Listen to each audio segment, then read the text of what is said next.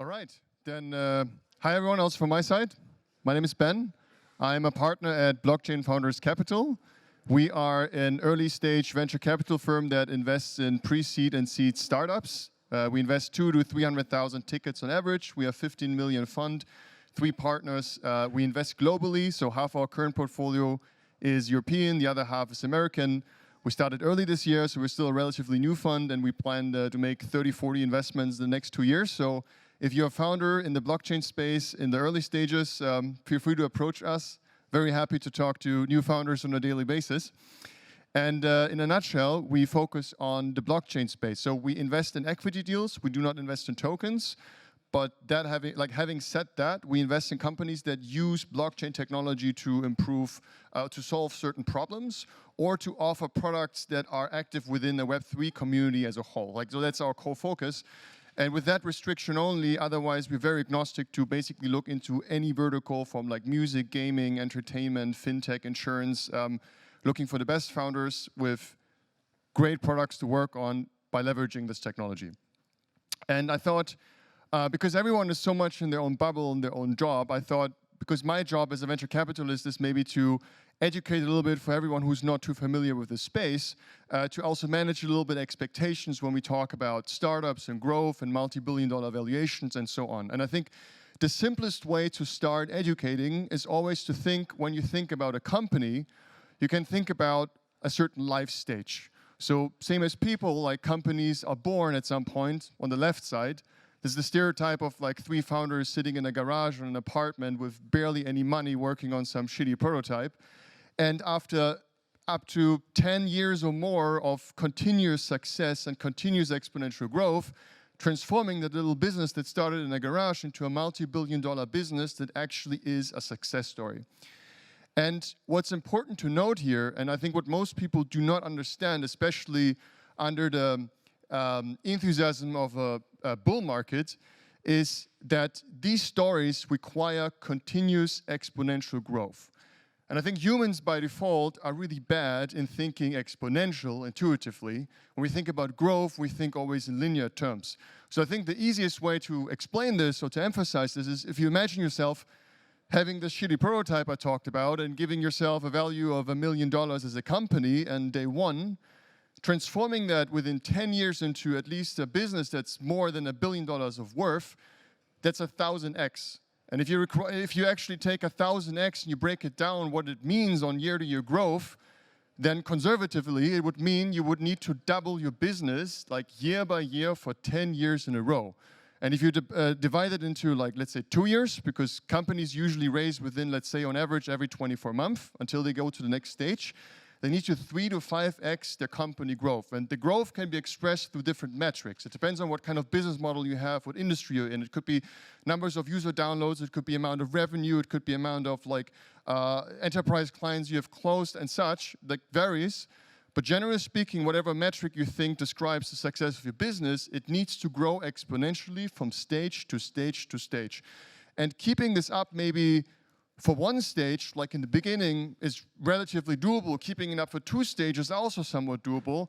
But there is no way you can continue this for up to 10 years by continuously like maintaining this growth without experiencing a make or break moment in every company's lifetime in the beginning, which is called product market fit. And product market fit is a term that maybe many of you already have heard, and there's many people talk about it, especially in times like now when the markets suck and everything goes to shit. In bull markets, they don't talk so much about it. And not taking my words, but in my point of view, one of the best investors of all time, which is Y Combinator, in fact, they think this is so important that they even made it part of their slogan for many years, which is very simple: make something that people want. So whatever a company is working on, in the long term, and not just in the short term, what matters is continuous growth. And you cannot have continuous growth until at least at some point you build a product that customers want to desperately like take away from your hands. And there's so much demand, you cannot keep up with growth.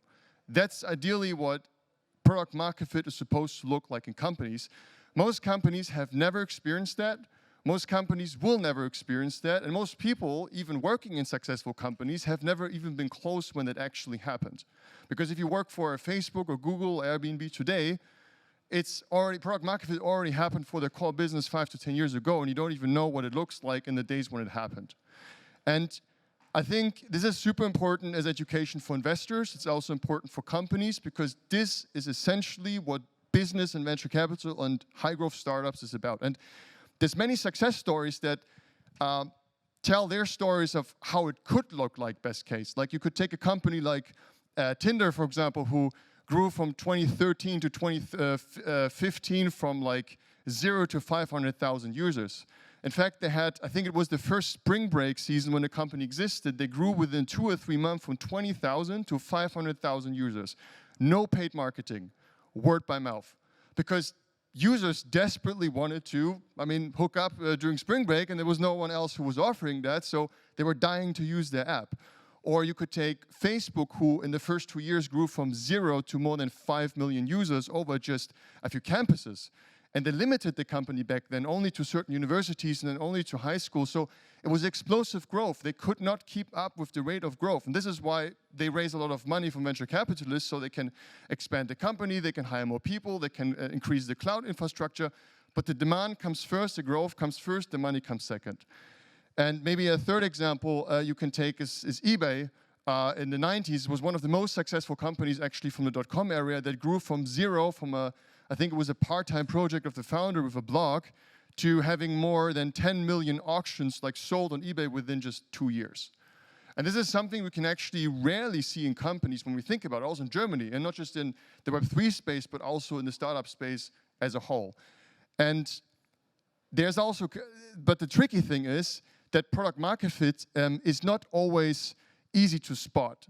And there's also a lot of examples where we might have thought a product has product market fit, but looking back, not so much anymore. And I'm pretty sure most of you have used Clubhouse like 2 years ago, and the app had actually tens of millions of users within just a few months. They raised more than 100 million from VCs because they thought this thing is crazy. Like, I remember in the beginning, the invitation codes were so hot that people sold them on eBay for money.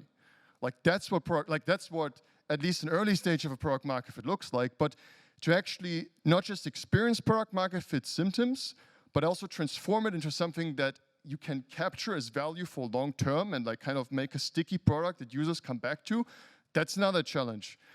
And when we look at the Web3 space, there's a lot of narratives out there, so I will just add my personal opinion at this point, but a lot of people in the last few years, I think, try to explain a narrative that in Web3, like, product market fit works different, it's not the same. And that might be true for a certain amount of, like, let's say, layer 1 protocols, okay, different story. But when you come to Web3 companies, I would say, no, that's bullshit. It's exactly the same dynamic. It's building products that people want in the long term. And in my point of view, and I think many in this room will think similar, we are still in the very early stages relatively, so we can see a lot of strong symptoms that indicate there might be product market fit coming, like amount of wallet users going up, social media activity, startups working in that space.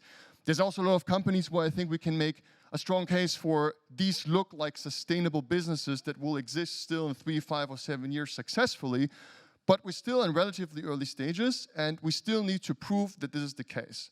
On the other side, we've also seen a lot of failures in this regard, and some because of unsustainable product market fit dynamics. The growth was not sustainable because if you, for example, offer like extremely high interest rates to users over a long period of time, you can't sustain it. At some point, the whole idea might collapse. In some cases, we would just call it outright Ponzinomics, and in some cases, it's specifically fraud.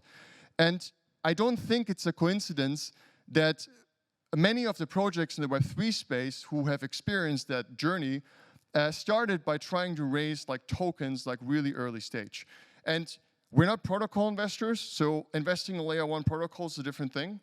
But we have also seen a lot of companies that could hypothetically be built in a centralized way in the beginning really easily, but they try to launch tokens from the beginning, no product market fit, sometimes even no product, trying to raise valuations as if they would already have product market fit. And if they couldn't raise money from VCs, they tried to dump their tokens on retail, which is usually something in the traditional process you would do after an IPO. And the thing is, Many people might criticize the conventional way of venture capital, of how it works, but there is some benefits to it, because if you have a company that we are investing in, and like I said, we do equity, so our mindset is we chain ourselves to the destiny of the company we invest in for at least 5 to 10 years.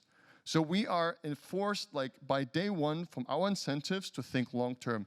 It doesn't only matter what happens next year, it matters what happens in 2, in 5, and in 10. So is growth that we can see, or signs of growth we can see, is it sustainable? Or does it show a promise of being sustainable or not? And I think this is something that was missed out very often. And I think a lot of companies or people, like everyone wants to make money. Everyone wants to outperform like an S&P 500 ETF or a DAX or whatever. And everyone in these communities wants to outperform Bitcoin for that matter. But in the end of the day, there is no shortcut for what is the only thing that actually matters for the company long term, which is, like Y Combinator said, make something that people want. So for all the founders out there, I encourage you to think about this. And thanks for your attention. That's it from my side. Thanks, guys.